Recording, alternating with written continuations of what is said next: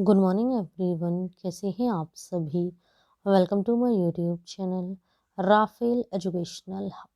Friends, आज है 14 अप्रैल 2024।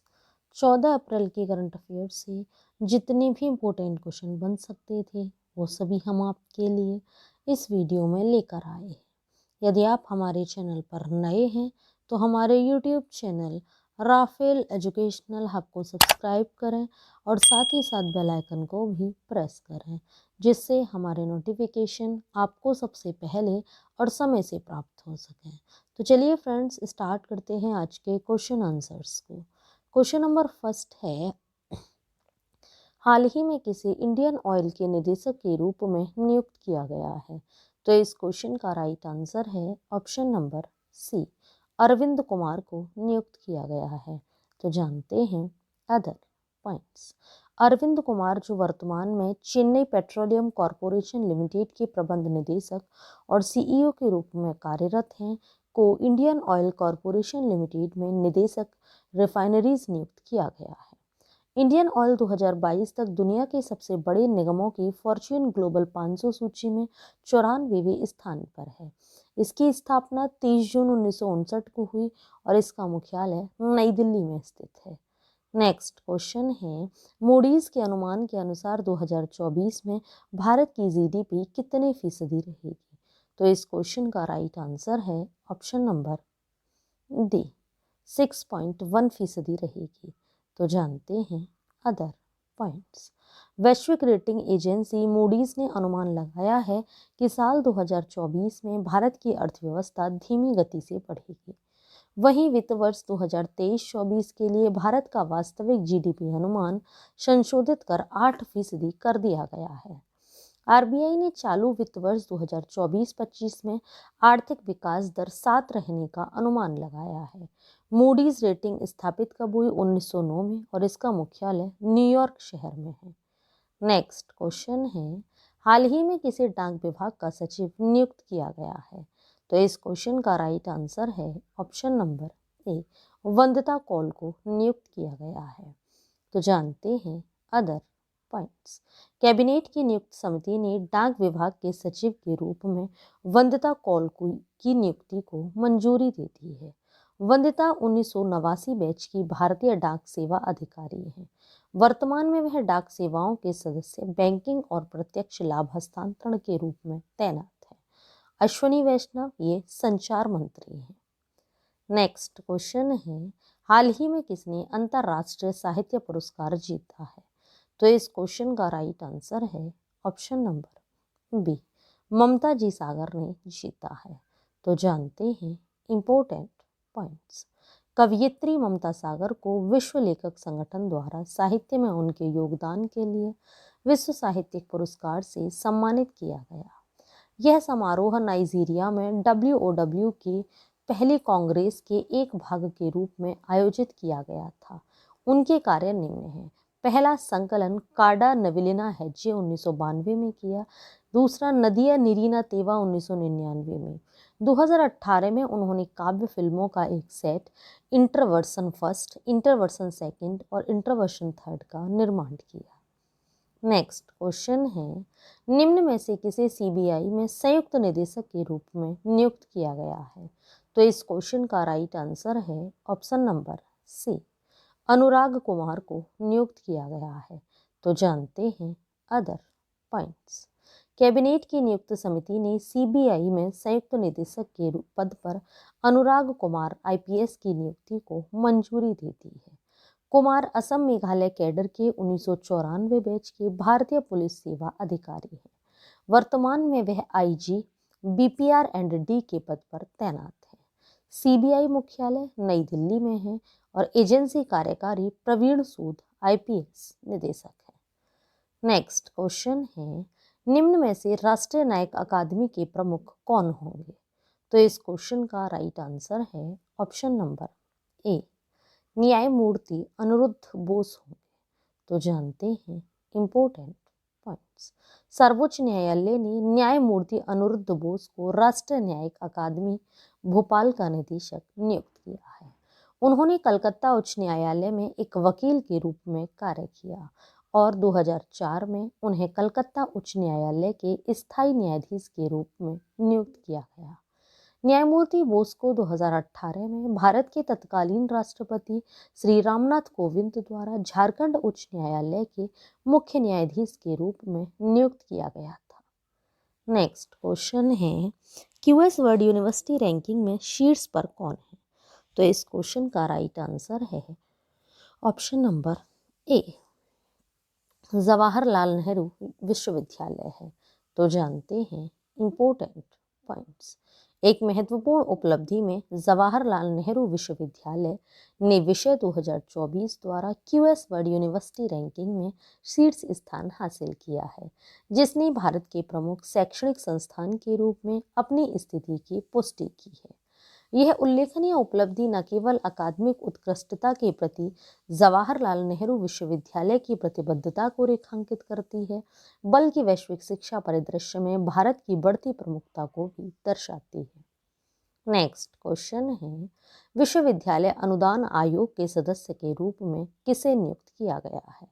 तो इस क्वेश्चन का राइट आंसर है ऑप्शन नंबर सी, सच्चिदानंद मोहंती को नियुक्त किया गया है। तो जानते हैं अदर पॉइंट्स। सच्चिदानंद मोहंती को तत्काल प्रभाव से 3 साल की अवधि के लिए विश्वविद्यालय अनुदान आयोग के सदस्य के रूप में नियुक्त किया गया है। यह नियुक्ति भारत सरकार के उच्च शिक्षा मंत्रालय द्वारा एक गजट अधिसूचना के अनुसार की गई थी। वह हैदराबाद विश्वविद्यालय के अंग्रेजी विभाग के पूर्व प्रोफेसर और प्रमुख हैं। मोहंती के पास शिक्षा और संस्कृति के क्षेत्र में 3 दशकों से अधिक का अनुभव है। नेक्स्ट क्वेश्चन है, ब्लू ओरिजिन के NS-25 मिशन में शामिल होकर पहला भारतीय अंतरिक्ष पर्यटक कौन बनने वाला है? तो इस क्वेश्चन का राइट आंसर है option number C, Gopichand Thotakura बनने वाला है। तो जानते हैं important points. Gopichand Thotakura Blue Origin के NS-25 मिशन में शामिल होकर पहले भारतीय अंतरिक्ष पर्यटक बनने वाले हैं। जेफ बेजोस के नेतृत्व वाली अंतरिक्ष स्टार्टअप कंपनी ब्लू ओरिजिन ने अपने NS-25 मिशन पर जाने वाले 6 सदस्यीय दल का अनावरण किया। इससे वे पहले भारतीय अंतरिक्ष पर्यटक बन गए तथा 1984 में भारतीय सेना के विंग कमांडर राकेश शर्मा के बाद अंतरिक्ष में जाने वाले दूसरे भारतीय बन गए। ब्लू ओरिजिन की स्थापना 8 सितंबर 2000 में हुई। संस्थापक इसके जेफ बेजोस हैं और मुख्यालय इसका वॉशिंगटन, संयुक्त राज्य अमेरिका में है। नेक्स्ट क्वेश्चन है, हाल ही में उपराष्ट्रपति द्वारा विमोचित पुस्तक the law and spirituality reconnecting the bond के 2 लेखक कौन हैं? तो इस क्वेश्चन का राइट आंसर है option number D, professor Raman Mittal और डॉक्टर सीमा सिंह हैं। तो जानते हैं अदर पॉइंट्स। उपराष्ट्रपति श्री जगदीप धनखड़ ने प्रोफेसर रमन मित्तल और डॉक्टर सीमा सिंह द्वारा लिखित पुस्तक the law and spirituality reconnecting the bond का विमोचन किया।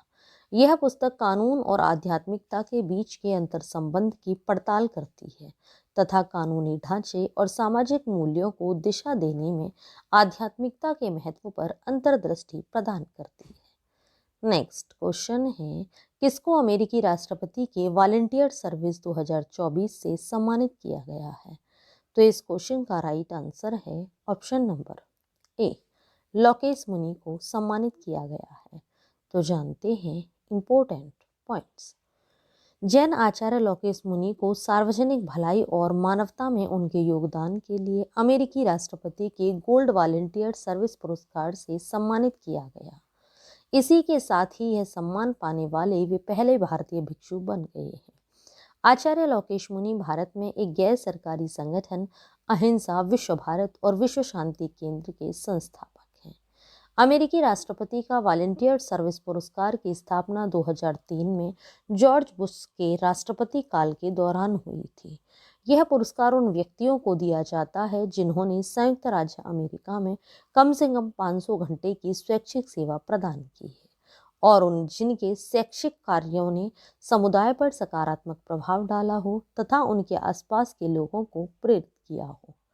नेक्स्ट क्वेश्चन है, अडानी ग्रीन एनर्जी ने किस राज्य में बनाया दुनिया का सबसे बड़ा नवीकरणीय ऊर्जा पार्क बना रही है? तो इस क्वेश्चन का राइट आंसर है ऑप्शन नंबर बी, गुजरात में बना रही है। तो इस क्वेश्चन का राइट आंसर है ऑप्शन नंबर बी, गुजरात में बना रही है। तो जानते हैं अदर पॉइंट्स। अडानी समूह की company Adani green energy limited Gujarat के कच्छ जिले के खावड़ा में दुनिया का सबसे बड़ा नवीकरणीय ऊर्जा पार्क बना रही है। यह पार्क 538 वर्ग किलोमीटर में फैला हुआ है, जो फ्रांस की राजधानी पेरिस के गोलाकार से लगभग 5 गुना बड़ा है। नेक्स्ट क्वेश्चन है, हाल ही में किस देश ने अंगारा A5 रॉकेट का सफल प्रक्षेपण किया है? तो इस क्वेश्चन का राइट आंसर है ऑप्शन नंबर सी, रूस ने किया है। तो जानते हैं इंपॉर्टेंट पॉइंट्स। रूस ने 11 अप्रैल 2024 को पहली बार अपने अंगारा A5 अंतरिक्ष रॉकेट का सफल परीक्षण किया है। यह लॉन्च परीक्षण सुदूर पूर्व में वोस्तोचन कॉस्मोड्रोम से किया गया। इससे पहले 9 और 10 अप्रैल दोनों दिन अंगारा रॉकेट के 2 प्रक्षेपण अंतिम समय में रद्द कर दिए गए थे। परीक्षण से पहले रूस ने अपना कॉस्मोनॉट दिवस मनाया। दरअसल 63 साल पहले 1961 में सोवियत संघ के यूरी गागरिन बाह्य अंतरिक्ष में जाने वाले पहले व्यक्ति बने थे। इसी दिन को कॉस्मोनॉट दिवस कहा जाता है। नेक्स्ट क्वेश्चन है, BR अम्बेडकर स्मृति दिवस कब मनाया जाता है? तो इस क्वेश्चन का राइट आंसर है ऑप्शन नंबर सी, 14 अप्रैल को मनाया जाता है। तो जानते हैं अदर पॉइंट्स। BR अम्बेडकर की स्मृति में 14 अप्रैल को अम्बेडकर जयंती मनाई जाती है। 14 अप्रैल 1990 को अम्बेडकर को भारत रत्न पुरस्कार से सम्मानित किया गया। वह भारत के संविधान की प्रारूपण समिति के अध्यक्ष थे। अम्बेडकर ने 1930 में डिप्रेस्ड क्लास फेडरेशन और 1935 में इंडिपेंडेंट लेबर पार्टी की स्थापना की। वह स्वतंत्र भारत के पहले कानून मंत्री थे। नेक्स्ट क्वेश्चन है, और आज की वीडियो का लास्ट क्वेश्चन भी है, तमिल अभिनेता और राजनेता अरुलमणि का कितने साल की उम्र में निधन हो गया है? तो इस क्वेश्चन का राइट आंसर है ऑप्शन नंबर बी, 65 साल की उम्र में निधन हो गया है। तो जानते हैं इनसे रिलेटेड अदर पॉइंट्स। अभिनेता और AIADM के प्रवक्ता अरुलमणि का 65 साल की उम्र में दिल का दौरा पड़ने से निधन हो गया। अभिनेता अजगी, थिंड्राल, सिंगम, लिंगा, थंडावकोन और धर्मासीलन जैसी कई फिल्मों में अपनी भूमिकाओं के लिए लोकप्रिय थे। हाल ही में वह शेषु, डेनियल बालाजी और विश्वेश्वर राव के बाद दिल का दौरा पड़ने से निधन होने वाले चौथे तमिल अभिनेता बन गए। तो ये था फ्रेंड्स आज का हमारा वीडियो। आप सभी को हमारा वीडियो कैसा लगा हमें नीचे कमेंट बॉक्स में कमेंट करके ज़रूर बताएं। यदि आप सभी को हमारा वीडियो अच्छा लगा हो, यूज़फुल लगा हो, तो हमारे वीडियो को लाइक करें और ज़्यादा से ज़्यादा लोगों को शेयर भी करें। यदि आप सभी लोगों ने करंट अफेयर के प्रीवियस वीडियो नहीं देखे हैं तो नीचे डिस्क्रिप्शन में लिंक दिया हुआ है। आप हमारे दिए हुए लिंक पर क्लिक करके करंट अफेयर के प्रीवियस वीडियो देख सकते हैं। ये वीडियोस आप सभी के लिए हर एग्ज़ाम की दृष्टि से काफ़ी यूज़फुल भी हैं। Thanks for watching video friends.